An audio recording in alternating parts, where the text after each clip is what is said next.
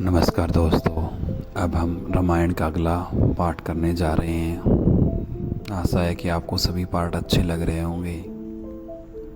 तो शुरू करते हैं आज का कामदेव का आश्रम।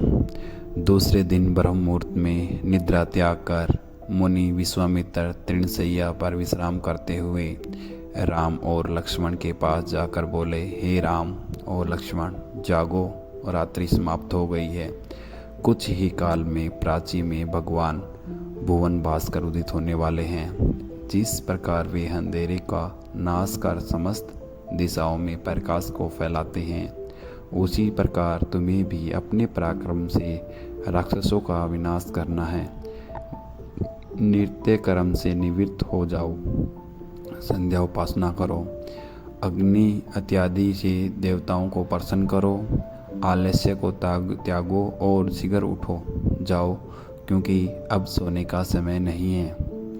गुरु की आज्ञा को प्राप्त करते ही दोनों भाइयों ने शैया का त्याग दिया और नित्य कर्म एवं स्नान ध्यान आदि से निवृत्त होकर मुनिवर के साथ गंगा तट की ओर चल दिए।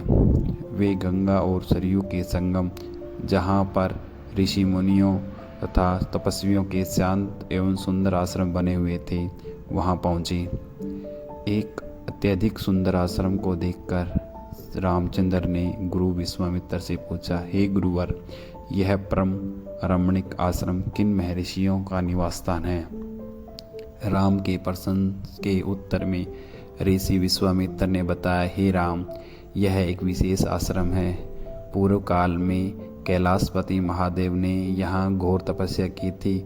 संपूर्ण विश्व उनकी तपस्या को देखकर विचलित हो उठा था। उनकी तपस्या से देवराज इंद्र भयभीत हो गए और उन्होंने शंकर जी की तपस्या को भंग करने का निश्चय किया। इस कार्य के लिए उन्होंने कामदेव को नियुक्त कर दिया। भगवान शिव पर कामदेव ने एक के बाद एक कई बाण छोड़े, जिससे उनकी तपस्या में बाधा पड़ी।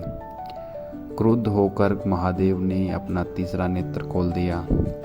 उस तीसरे नेत्र की तेजोमयी ज्वाला से जलकर कामदेव भस्म हो गए। देवता होने के कारण कामदेव की मृत्यु नहीं हुई, केवल शरीर ही नष्ट हुआ। इस प्रकार अंग नष्ट हो जाने के कारण उसका नाम अंग हो गया और इस स्थान का नाम अंगदेव पड़ गया। यह भगवान शिव का आश्रम है, किंतु भगवान शिव के द्वारा यहाँ पर कामदेव को भस्म कर देने के कारण इसे कामदेव का आश्रम भी कहते हैं। गुरु विश्वामित्र की आदेश अनुसार सभी ने वहीं रात्रि विश्राम करने का निश्चय किया। राम और लक्ष्मण दोनों भाइयों ने वन से कंदमूल फल लाकर मुनिवर को समर्पित किए और गुरु के साथ दोनों भाइयों ने प्रसाद ग्रहण किया।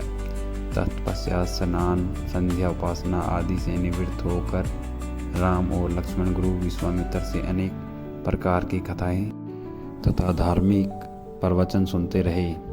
अंत में गुरु की यथोचित सेवा करने के पश्चात आज्ञा पाकर वे परम पवित्र गायत्री मंत्र का जाप करते हुए तृणशैया पर जाकर विश्राम करने लगी। आपको कैसी लग रही है मेरी सुनाई हुए रामायण? आप चैनल को सब्सक्राइब करें, लाइक करें, क्योंकि आपके लाइक से मेरा मनोबल बढ़ेगा। धन्यवाद। जय श्री राम, जय श्री राम।